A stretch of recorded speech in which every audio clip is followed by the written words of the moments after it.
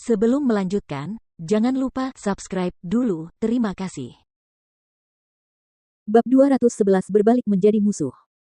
Aku tidak menyangka kita akan bertemu lagi secepat ini.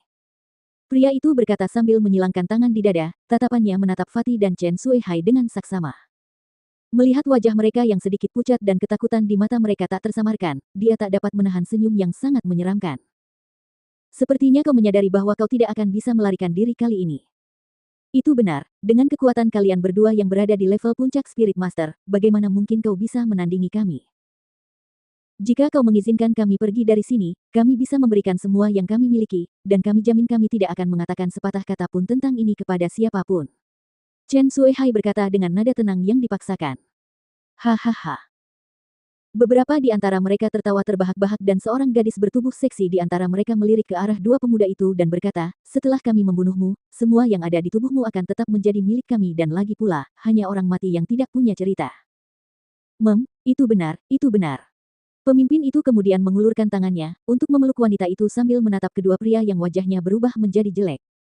Matanya kemudian berkedip dengan kilatan gelap sebelum dia berkata, tapi, aku masih bisa menawarkan kalian jalan keluar.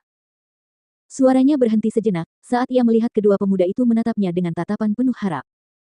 Ia kemudian tersenyum jahat sambil berkata, jika salah satu dari kalian membunuh yang lain, maka, aku bisa membiarkan yang masih hidup pergi, dan tidak akan mengejarnya lagi.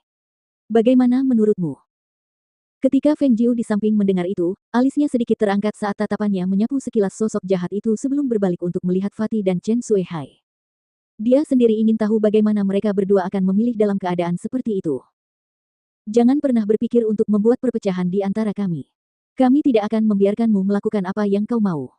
Fatih meraung marah, tinjunya yang terkepal erat mengeluarkan energi roh dari dalam tubuhnya. Meskipun dia jelas tahu dia tidak akan menang, dia tetap akan melawan. Namun, kata-kata pria jahat itu telah menggetarkan hati Chen Suihai. Mungkin dia tahu bahwa dia ditakdirkan untuk mati, jadi dia menggeser tangannya ke pinggulnya saat dia berjuang melawan dirinya sendiri jauh di dalam hatinya. Dia menatap pria bernama Li dan matanya bertemu dengan mata Li yang memberi semangat. Dia kemudian mengatupkan rahangnya dan dengan gigi terkatup rapat dia berteriak. Gendut, aku mengecewakanmu. Pada saat yang sama ketika suara itu terdengar, dia mencabut belati di pinggangnya dan menusukkannya dengan ganas langsung ke arah punggung si gendut yang telah berbalik untuk mengatakan sesuatu kepada Feng Jiu. Aduh! Teriakan kaget keluar dari mulut si gendut. Ia ditarik oleh Feng Jiu dan seluruh tubuhnya kehilangan keseimbangan saat ia jatuh ke depan, dan jatuh ke tanah.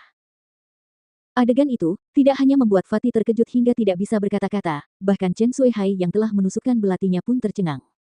Dia menatap Feng Jiu yang berpakaian merah di hadapannya dengan heran dan bibirnya menegang. Dia menggertakkan giginya dan dengan lambaian belatinya, dia melompat maju sekali lagi untuk menusuk Fatih yang telah jatuh ke tanah. Melihat itu, Feng Jiu mengangkat sebelah alisnya dan sudut mulutnya melengkung saat dia berkata, bahkan jika kau membunuh si gendut, mereka tidak akan membiarkanmu lolos. Fatih sudah sadar kembali saat itu. Melihat rekannya memegang belati dan menusukkannya ke arahnya, wajahnya tampak sedih dan kecewa. Ah hai, bagaimana kau bisa melakukan ini? Meskipun marah dan duduk di tanah, dia mengangkat satu kaki untuk menendang. Kaki yang ditendang itu dipenuhi dengan kekuatan roh yang membuat Chen Suihai terdorong mundur beberapa langkah. Setelah gagal 2 kali berturut-turut untuk membunuh si gendut, penghinaan Chen Suihai berubah menjadi kemarahan saat dia berbalik untuk menatap Feng Jiu.